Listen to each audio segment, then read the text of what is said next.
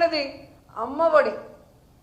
ప్రతి మహిళకి ఎంతమంది పిల్లలు ఉంటే అంతమందికి, ఒకరుంటే 15,000, ఇద్దరుంటే 30,000, ముగ్గురుంటే 45,000 అని ఏ విధంగా అరిచి చెప్పిన చంద్రబాబు నాయుడు ఈరోజు అధికారంలోకి వచ్చాక గత ఏడాది అమ్మఒడి ఇవ్వలేదు, ఈ ఏడాది ఇంతవరకు ₹1 ఇవ్వకుండా ఆ పిల్లల తల్లులని ఏ విధంగా ఫూల్స్ చేసి రోడ్డు మీదకి వదిలేశారో మనం కళ్ళారా చూస్తున్నాం.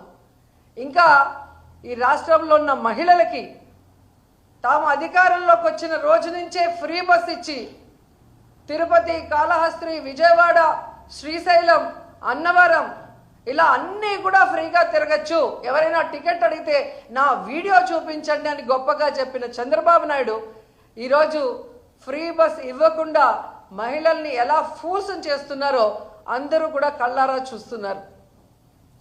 నిజంగా చంద్రబాబు నాయుడు గారు మాట్లాడే మాటలకి చేస్తున్న పనులకి ఎక్కడైనా సంబంధం ఉందని అడుగుతున్నాను. అధికారంలో రావటానికి ముందు ఏం మాట్లాడారు, అధికారంలోకి వచ్చాక ఏం మాట్లాడుతున్నారు?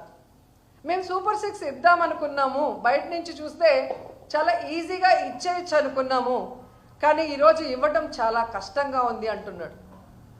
చంద్రబాబు నాయుడుకి సూటిగా చెప్తున్నాను, నీ వల్ల ఈ రాష్ట్ర ప్రజలకి సంక్షేమం అందించడం చేత కాకపోతే మీరు సీఎం కుర్చీలోంచి దిగిపోండి, జగనన్నని కూర్చోబెట్టండి, ఇచ్చిన ప్రతి వాగ్దానాన్ని ఎలా నెరవేర్చాలో జగనన్న చేసి చూపిస్తాడని కూడా ఈ సందర్భంగా తెలియజేసుకుంటున్నాను.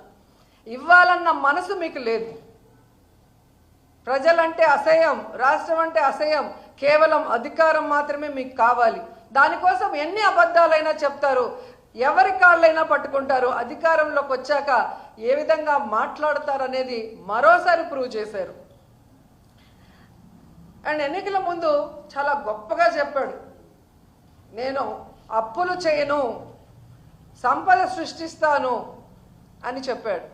కానీ ఈరోజు మీరు చూస్తే దాదాపుగా ఒక్క సంవత్సరంలోనే, అధికారంకి వచ్చిన ఒక్క సంవత్సరంలోనే 1,52,000 కోట్ల రూపాయలు అప్పు చేశారు. అంటే ఇదేనా మీ విజనరీ?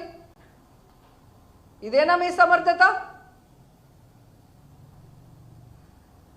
ఈ రాష్ట్రాన్ని 17 మంది సీఎంలు పరిపాలించారు, కానీ ఎవ్వరూ కూడా ఈ విధంగా ఫస్ట్ ఇయర్లోనే ఇన్ని వేల కోట్ల రూపాయలు అప్పులు చేసి ఇంత చెత్త రికార్డు, ఇంత వరస్ట్ రికార్డు మీరు తప్ప ఎవరు తీసుకురాలేదు.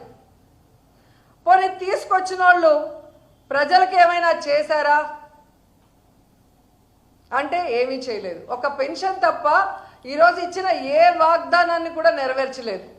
కానీ జగన్మోహన్ రెడ్డి గారి మీద నిందలు వేయటానికి 14 లక్షల కోట్లు అప్పులు చేశారని ఒకరు, 15 లక్షల కోట్ల అప్పులు చేశారని ఒకరు,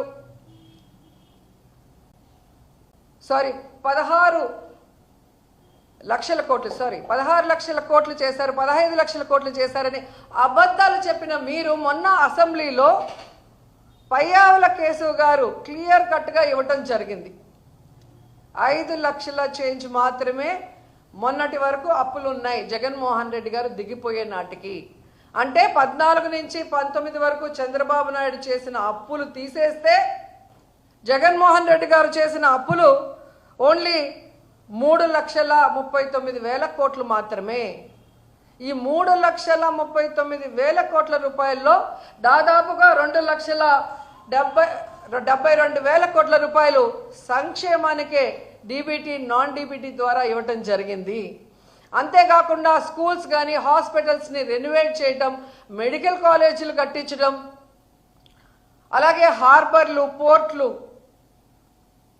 ఏ విధంగా కట్టించడం, ఇక ఇల్లు కట్టించడం, ఇలా తీసుకుంటూ పోతే ఎంత అభివృద్ధి చేశారు, ఎంత సంక్షేమం చేశారు.